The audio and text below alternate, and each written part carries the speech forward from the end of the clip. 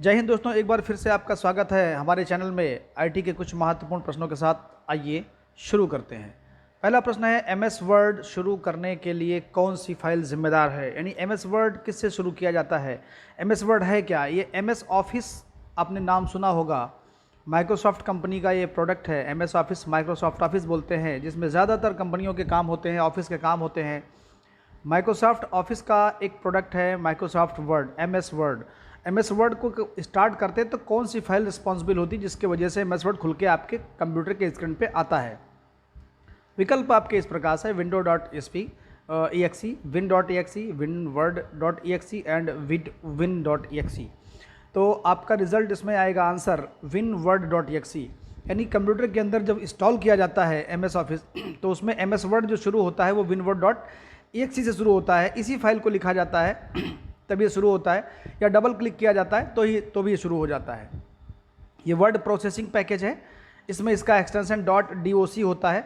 आप इसका एक्सटेंशन भी समझ सकते हैं, डॉट डॉc। और एक होता है जिसमें एक्स लगा होता है, डॉट docx, docx, डॉट डॉc और डॉट docx। ये दोनों एक्सटेंशंस होते हैं एमएस वर्ड के, इसके, जिससे फाइलों को पहचाना जाता है। जैसे गाने का एक्सटेंशन होता है डॉट mp3, आप mp3 बोलते हैं, mp4 बोलते हैं, इस तरीके से। तो विनवर्ड आपका होता है फाइल को खोलने के लिए जिम्मेदार एमएस वर्ड के। अगला क्वेश्चन आता है आपका, कंप्यूटर चिप बनाने के लिए क्या उपयोग किया जाता है? यानी कंप्यूटर चिप किस चीज़ से बनाया जाता है? आपका विकल्प है कॉपर, स्टील, सिलिकॉन, आयरन। तो आपको मैं पहले भी इसके बारे में चर्चा कर चुका हूँ, लेकिन क्वेश्चन थोड़ा दूसरे के किस्म में था। आज इसका आंसर देखते हैं। इसका आंसर है सिलिकॉन। सिलिकॉन से ही कंप्यूटर के चिप्स बनाए जाते हैं, आईसी वगैरह जो होते हैं। नेक्स्ट क्वेश्चन आपका है, रोम डेटा को बनाए रखता है। रोम जो होता है वो डेटा को किस तरीके से बना के रखता है? बिजली बंद होने पर, यानी कि लाइट बंद हो जाए तो भी रोम का डेटा बचा रहेगा क्या? बिजली चालू होने पर, चालू हो जाए तो भी बना रहेगा डेटा, उसमें गायब नहीं होगा। सिस्टम बंद है तब भी बना रहेगा क्या? हाँ, ये आप देख सकते हैं। इसका आंसर होगा उपरोक्त सभी, यानी कि चारों इसके आंसर सही हैं। बिजली बंद है तो भी रोम का डेटा नहीं गायब होता है, बिजली चालू है तो भी नहीं गायब होता है, और सिस्टम बंद है तो भी नहीं, कोई मतलब है। डेटा हर हाल में उसमें बना रहेगा, गायब नहीं होगा। रोम में रीड ओनली मेमोरी है और इसके डेटा को केवल पढ़ा जा सकता है, इसमें कुछ हम कर नहीं सकते हैं। नेक्स्ट क्वेश्चन की तरफ बढ़ते हैं। एक डैश डैश डैश संसाधनों और डेटा को साझा यानी शेयर करने के लिए कई कंप्यूटरों से जुड़ा हुआ है। क्या है? Internet, network, backbone, hyperlink. इसका आंसर है नेटवर्क, यानी बी नंबर इसका आंसर है, नेटवर्क।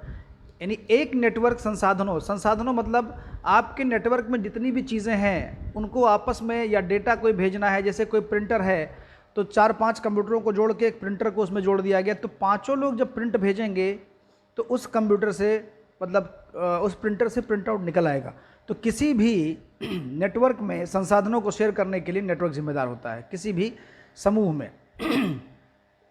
तो नेटवर्क के माध्यम से संसाधनों को, डेटा को शेयर किया जाता है। कंप्यूटर एक डैश डैश है। क्या है? Mechanical device, electronic device, electrical device and networking tool. तो ये आपका आंसर है सी, इलेक्ट्रॉनिक डिवाइस। ये आप जानते हैं, कहा भी जाता है कि computer is an electronic device. Electric से चलता है। इलेक्ट्रिक में आती है मोटे मोटे केबल्स, लेकिन कंप्यूटर में बारीक बारीक केबल्स लगे होते हैं, इसलिए इसको इलेक्ट्रॉनिक के माध्यम से लेते हैं। तो मोटे केबल को इलेक्ट्रिकल लेंगे, बिजली वाला चीज़ हो जाएगा। इलेक्ट्रॉनिक में बारीक बारीक कंपोनेंट लगे होंगे, बारीक बारीक तार लगे होंगे, तो उसको इलेक्ट्रॉनिक डिवाइस लिया जाएगा। नेक्स्ट, जीबी का विस्तृत रूप है, यानी फुल फॉर्म इसका गैट बाइट, जनराबाइट, गीगाबाइट, जैन बाइट। इसका आंसर होगा गीगाबाइट। सी वाला सही है, गीगाबाइट। यानी जीबी का मतलब होता है गीगाबाइट। आप लोग जानते हैं, मोबाइल में भी चेक करते हैं कि आपकी मेमोरी कितने जीबी की है, उसी जीबी की मैं बात कर रहा हूँ, मेमोरी की मैं बात कर रहा हूँ, जीबी। तो इसका आंसर होगा गीगाबाइट। नेक्स्ट, ब्राउज़र में किसी वेबसाइट को बुकमार्क करने की शॉर्टकट की क्या होती है? बुकमार्क क्या होता है? बुकमार्क मतलब होता है कि आप लोग देखते हैं जब किताब को पढ़ते हैं तो उसमें बीच में हम लोग कहीं पेज मोड़ देते हैं, या कोई उसमें पेज रख देते हैं, या कभी मोटे मोटे चीज़ों में धागा लगा होता है जिसको हम खींच के उसमें छोड़ देते हैं किताब में, जहाँ तक पढ़ चुके होते हैं। बुकमार्क उसी को बोलते हैं।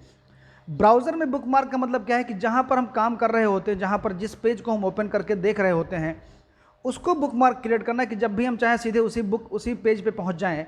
इसके लिए वेबसाइट में बुकमार्क लगाया जाता है। इसका आंसर आप देख सकते हैं, विकल्प Ctrl+B, Ctrl+स्पेस, Ctrl+W, Ctrl+D। इसका आंसर है Ctrl+D। Ctrl+D करेंगे तो आप जो वेबसाइट ओपन करके देख रहे हैं सामने ना, जो आप चला रहे हैं, उसका बुकमार्क आप बना सकते हैं कि जब भी मैं उस पर क्लिक करूं तो मुझे यहीं पे ये पहुंचा दे, इसी पेज पे पहुंचा दे जहां पे मैं देख रहा हूं मौके पे। अगर आप ऐसा नहीं करेंगे तो जब भी इस वेबसाइट को आप ओपन करेंगे तो वो प्रारंभ से स्टार्ट हो जाएगी, शुरू से स्टार्ट हो जाएगी, बिल्कुल होम पेज से। नेक्स्ट सवाल, वीडियो फाइलें निम्न में से किस फॉर्मेट में उपलब्ध होता है? विकल्प है AVI, JPG, PNG, PDF। तो आप जानते हैं कि AVI क्या होता है, JPG क्या होता है, PNG क्या होता है और PDF क्या होता है। JPG आपके फ़ोटो की फाइल होती है, PNG भी आपका फ़ोटो होता है, लेकिन नेटवर्क पे अपलोड करने के लिए इसको ज़्यादा यूज़ करते हैं। PNG को पोर्टेबल नेटवर्क ग्राफिक्स भी बोलते हैं। PDF जो होता है पोर्टेबल डॉक्यूमेंट फॉर्मेट होता है, इसमें आप एडिट नहीं कर सकते, किसी भी चीज़ को जिस फॉर्मेट में बना के भेज देंगे उसी फॉर्मेट में रहेगा। तो आपका आंसर हो जाता है AVI। AVI ही वीडियो फाइल है जिसमें वीडियो चलता है बाय डिफ़ॉल्ट।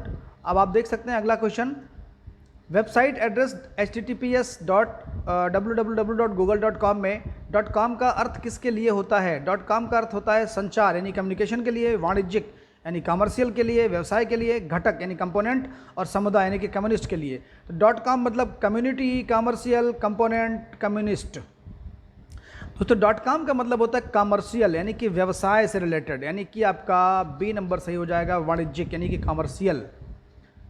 नेक्स्ट क्वेश्चन आपका आता है, MS वर्ड 2007 डॉक्यूमेंट में हेल्प विंडो खोलने के लिए कौन सी कुंजी दबाई जाती है? कौन सी कुंजी प्रेस की जाती है? कौन सा की प्रेस किया जाता है कीबोर्ड से? विकल्प आपके इस प्रकार हैं, F1, F2, F11, F12। तो आपका आंसर है F1। F1 एक ऐसा बटन है जो ज़्यादातर चीज़ों में, ज़्यादातर पैकेजेस में हेल्प के लिए प्रयोग किया जाता है। जब आप F1 को कीबोर्ड से प्रेस करते हैं तो उस पैकेज से संबंधित हेल्प लेने के लिए आपके सामने एक विंडो खुलती है जिसमें आप सर्च करके कोई भी चीज़ हेल्प ले सकते हैं। तो MS वर्ड ही क्या, MS Excel, MS PowerPoint और भी बहुत सारे पैकेजेस हैं जिसमें F1 कुंजी हेल्प के लिए दबाई जाती है।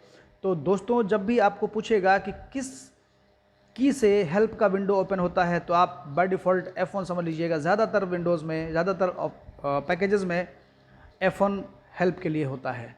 नेक्स्ट क्वेश्चन, निम्न में से विषम ज्ञात कीजिए। विषम मतलब जो मैच ना करता हो, अलग हो, थोड़ा सा हटके हो।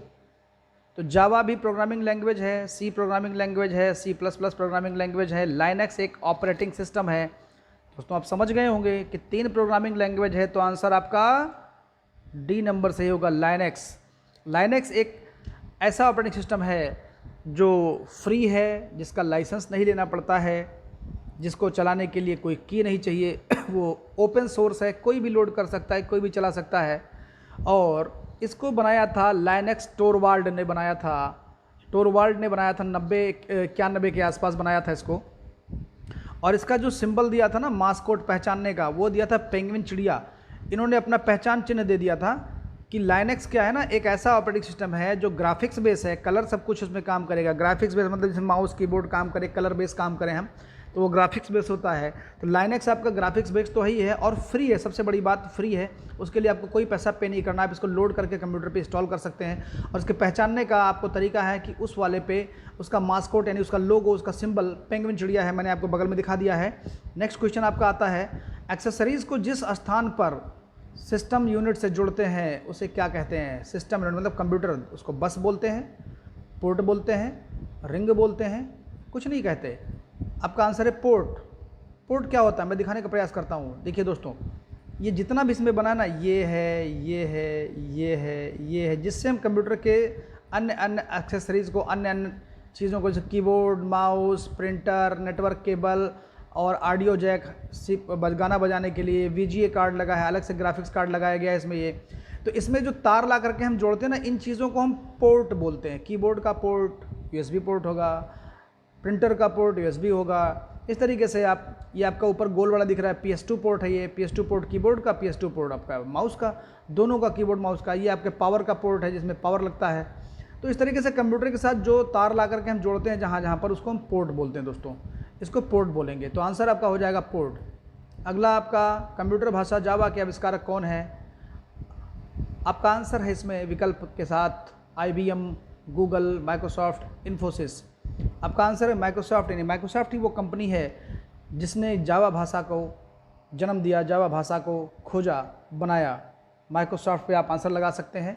और बहुत ही ये महत्वपूर्ण प्रश्न है, इनमें से आपके विकल्प फंस सकते हैं और कुछ नंबर आपके किस्मत के साथ जुड़ सकते हैं। अगला सवाल आपका है, कंट्रोल, शिफ्ट और आल्ट को कौन सी कुंजियाँ कहते हैं? ये कौन सी कुंजी है, किस प्रकार के कैटेगरी में इसको लाते हैं? तो आपका है alpha numeric, modifier, function, joystick. तो जॉयस्टिक एक इनपुट डिवाइस है, अल्फ़ा न्यूमरिक मतलब ABCD और नंबर, मॉडिफायर की और फंक्शन की आपका होता है F1 से लेके F12 तक, तो बचा आपका मॉडिफायर की।